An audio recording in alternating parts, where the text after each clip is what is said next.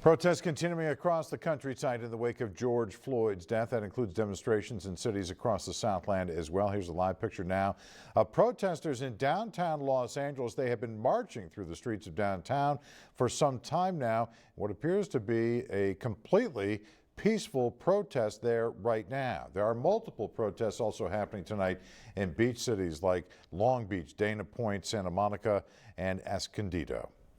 Well, we are tracking the latest from another protest against police brutality in the wake of the in-custody death of George Floyd. It's tonight in front of City Hall in Indio, and that's where we find News Channel 3's Jake Ingracia. He continues our team coverage tonight live at 6. Jake. Karen, good evening, and the protest has gotten going here, and it's similar to what we've seen over the last couple of days in different cities, really seemingly productive conversations happening between the group that's gathered here as well as city leaders and the police department. I'm joined here live with Chief Mike Washburn of Indio Police. Chief, thanks for being with us. Thank you. And so you've been listening to the speakers here for the last 45 minutes or so. I just want to get your impression and your takeaways from the conversation so far. Yeah, there's a lot of pain, a lot of anguish. We're all feeling, this was a tragedy that should never have occurred. It's a stain on all law enforcement across our country, and it just can't be tolerated. And the importance of your department being out here, as we've seen in other departments throughout the week, standing in solidarity with these protesters.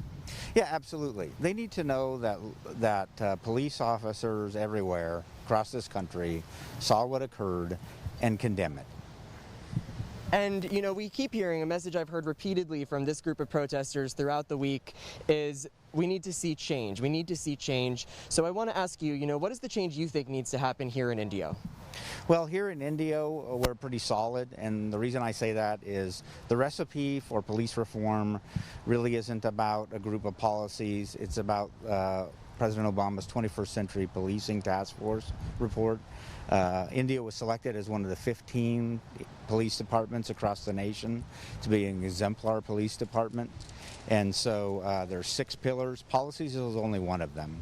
And so building community trust, being engaged with the community, giving the community a voice in your policies and procedures is extremely important. Chief, thanks so much for being with us live. And this protest is going to be going on until 9 o'clock tonight here in front of Indio City Hall. We're going to have continuing coverage throughout the night. We're live in Indio tonight. Jake Ingracia, News Channel 3.